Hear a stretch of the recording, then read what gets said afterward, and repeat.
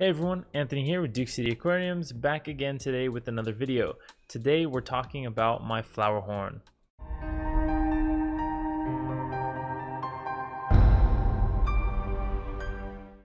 Alrighty guys, so here is the highly requested video update on my Flowerhorn. A lot of people have been asking how he's doing. I know I've been doing a lot of other stuff on the channel lately, like my planted aquariums and things like that. However, today is all about my buddy Duke, the Flowerhorn. So this is a 6-month update. I got him in July of last year and he is doing amazing. So I do have a full care guide. I will leave that right up here, but today is more of an update on everything that I've been doing for the past 6 months.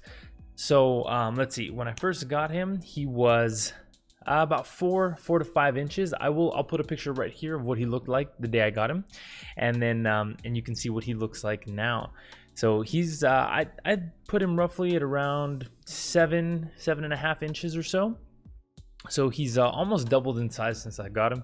He's doing amazing. His colors are popping like crazy. So let's see. A few things that I have changed since the care guide that I posted. You'll notice that I did put some plants in the aquarium. Now, they're obviously not real plants. Flowerhorn would absolutely destroy them. So these are artificial plants from EliteCichlids.com. I'll leave a link in the description so you can go check them out. I use their plants in this tank and in my 75-gallon African cichlid aquarium, and I absolutely love them. They're awesome, great quality, and they look amazing. And then I also, the only other thing that I added was an additional heater. In this 90-gallon, I did have a 300-watt heater, but I found it to be struggling quite a bit to keep the temperature above 80 degrees. Overnight, it would drop down into the high 70s, maybe even as low as 76 degrees. And for those of you who know anything about Flowerhorns, know that's way too cold. So I did go ahead and pick up another 300-watt heater, and I put it on the opposite side of the aquarium, and that does the trick. Now the temperature doesn't drop below 80, and it typically ranges anywhere from the 80 to 84 degree range, and that seems to be working out very well. Let's see. In the care guide, I did mention that I fed only one food, the Cichlid Gold Plus from Hikari, and I still do feed that food. However, I did incorporate a couple of more foods.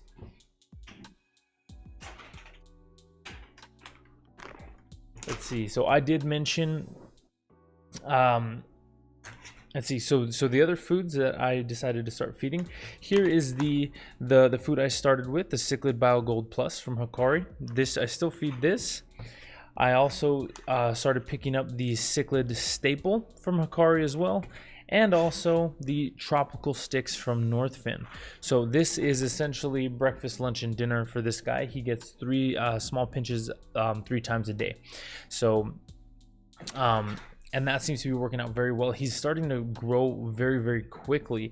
I'm not quite sure how much the different foods have what kind of effect they have on that, but he seems to like all the foods. He eats every time, and he seems to really like it. So I'm going to keep doing what I'm doing there. I don't feed any live foods or any freeze-dried foods or any frozen foods. It's strictly the dry food for him. So a quick overview of the aquarium. For those of you who haven't watched the care guide, the filtration in this system is a one large sponge filter and a Marineland 350 Penguin BioWheel hang-on back filter. Those are the only 2 forms of filtration I use in this 90-gallon. And I also use a 4-inch air disc that I just picked up on Amazon, and I really like that. It seems to work out well. He's always messing with the bubbles, and they look cool as well. So so no harm there. Also, if anybody's interested in the decor that I have in there, aside from the plants from Elite Cichlids, is the large tree stump that I have in the corner there, and the large river stones. Those are artificial as well, and I picked those up from universalrocks.com. I will leave links in the description for those as well if you want to go check those out. So the only issue that I have had with him is him hitting his head on the glass braces up top. Whenever he gets super excited, jumps out of the water when it's time to eat, he'll smack his head on those, and he'll actually he's actually cut his nuchal hump open a couple of times. From results of that, I have started feeding him very lightly, like 1-2 pellets at a time, so he's not jumping out of the aquarium and hitting his head on those braces. So I've kind of slowed down the feeding process a little bit for him, just to get him less excited. So what I have done in those cases when he has actually cut his head open, I've used Melafix from API, and I've dosed that and healed up his wounds rather quickly. That seems to work out very well. I do run 2 lights on this aquarium. Underneath the canopy, I did install 2 24-inch lights, just some, I think it's a brand called Koval. I picked them up on Amazon.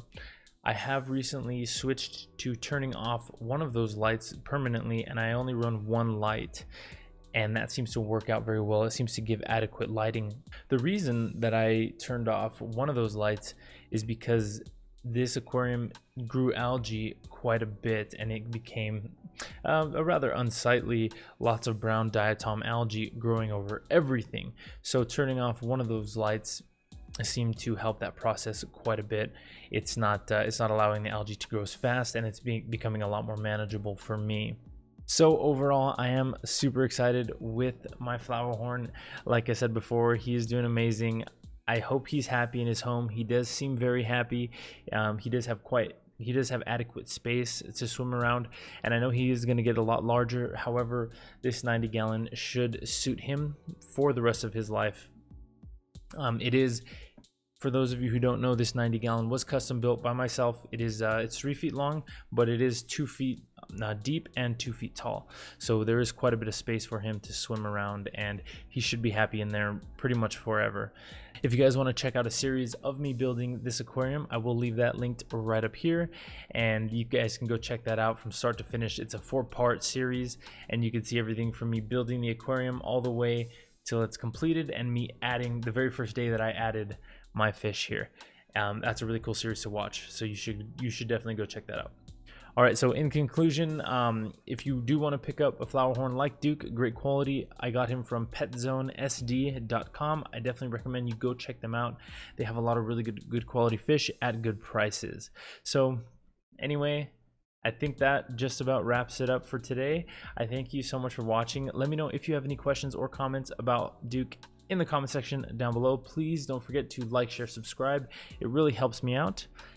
Anyway, that'll wrap it up for me today. My name is Anthony with Duke City Aquariums, and we'll catch you in the next one.